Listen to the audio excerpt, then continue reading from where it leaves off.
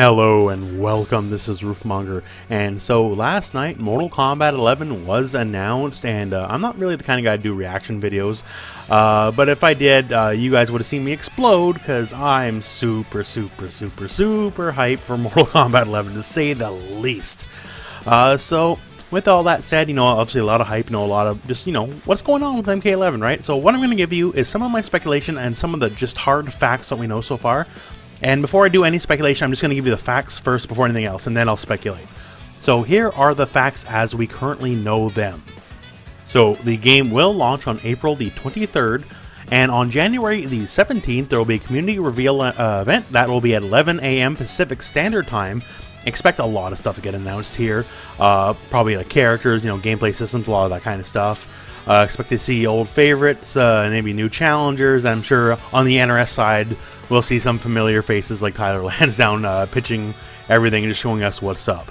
Now, on top of that, you will be able to pre-order the game, obviously, and you will be able to get KAHN as an exclusive character if you pre-order. So, if you like KAHN, hey, most people do. That's how you do it. Also, if you pre-order, you will get beta access. Now, here's what I know about the beta. This is everything I know at the moment. There will be more details later on, but the beta will start in March, and the beta will only be for PlayStation 4 and Xbox.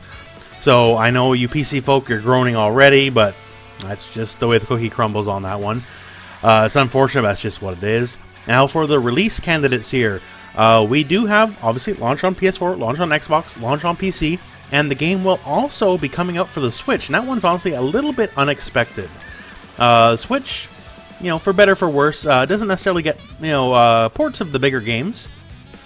I gotta imagine the Switch version will not necessarily be up to snuff compared to the, main consoles and PC versions, just because, Switch, even though it's a fantastic system, is not graphically, able to put out the same kind of power, right? But still, it is coming out for the Switch, so that is pretty cool. Now, gameplay-wise, we don't know everything, but I'll tell you what I know about the gameplay stuff. So variation system is indeed back. Now, it's not back in the same form, though. So the variation system is now a custom variation system. So I got here the two statements they put out about it. One is from the official YouTube release here. The custom character variations give you an unprecedented control to customize the fighters and make them your own. And also later on from the press release, gives players creative control of building customized versions of the character roster. So I'll just talk about what that is later on my speculation. And we have here stage stuff. So there are some screenshots. I got these from the Steam store page because, hey, they'll let you buy this game right now. Don't worry about it, right? And we have here two stages we can kind of figure out what's going on here. We have some form of Special Forces stage. So that's like the Sonya Jax organization. And also, we have the courtyard from Mortal Kombat 1, also shown in the reveal trailer bit, and it's definitely seen some better days. So if you remember how it used to look like in Mortal Kombat 1, definitely don't look that way no more. And that's the end of all the 100% factual information we have here. So obviously, the game just got announced. There's still not a lot of details, but although just stuff like the custom character variation, that's more than I thought we would get early on, at least info-wise. Now, about that. So there's obviously been some leaks. I posted a video about some leak speculation myself not too long ago. And even though there's elements of the leaks that seem to be all correct, there's definitely one thing they all got dead wrong, and that's the variation systems. So some said, they said all sorts of things, but what they definitely, none of them said was custom character variations, right? So the way it's worded there, since it's a custom character variation versus, the old fixed method, I gotta assume that means you basically pick and choose your moves. So maybe it could be something as simple as like Sub-Zero. Hey, you get Ice Clone or you get Ice Puddle, like, Mortal Kombat 2 Sub-Zero. Something like that. Now, how would this be implemented? Oh, I guess we'll have to wait for the January reveal event, right? But the way this is worded is basically you pick your character and you choose the aspects of the characters that you want. I hope that can be done at the character select screen. Because I definitely don't want no like Injustice 2 gear moves or nothing like that where they're not allowed in competitive play, because that's a waste of everybody's time. So the way that it is written, I choose to read that as you pick your character, and on the character select screen, you just pick like from a multitude of options and say, I don't know, like maybe pick 3, right? Or something like that, and go from there. If that's the case, hey, that's pretty cool. I like that. Now, let's talk about the character stuff here. So obviously we have Raiden and Scorpion in the trailer. Raiden is Dark Raiden, so post MKX ending here. He's definitely had it with a lot of the BS in the world, right? So he's definitely maybe not out and out evil, but just definitely not a nice guy anymore. And he is rocking Shinnok's amulet. Now Scorpion, this is kind of what a lot of the leaks talked about. So at least, you know, even if the variation stuff they kind of got wrong, it seems to be a theme of the timeline stuff. So we have a very modern looking Scorpion, like MK9 and up. And then later on in the video we have Ultimate Mortal Kombat 3 Scorpion, straight up. That's UMK3 Scorpion, right? So that's going back in the day, in the old timeline before the reboot of Mortal Kombat 9, right? Now, showing this on the trailer also has a fairly decent emphasis on weapons. So the old 3D Mortal Kombats for the PlayStation 2 era, so Deadly Alliance, Deception, and Armageddon, they all had a bit of a weapon focus and they had stance stuff, right? That basically went away starting with MK9, although it came back a little bit with MKX, so with some variations like, say, you know, Ninjutsu, Scorpion, or Cryomancer Sub-Zero, having a little bit of a focus on a weapon.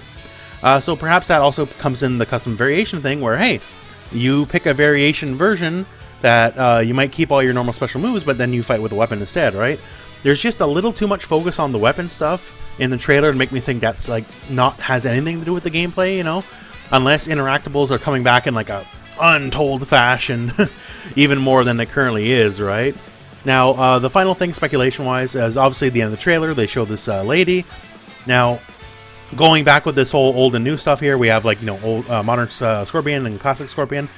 So there has been heavy speculation that the plot will revolve around the timeline stuff, specifically the classic timeline of Mortal Kombat 1 through Armageddon, and the reboot timeline of Mortal Kombat 9 and Mortal Kombat X, and perhaps they're kind of at odds with each other.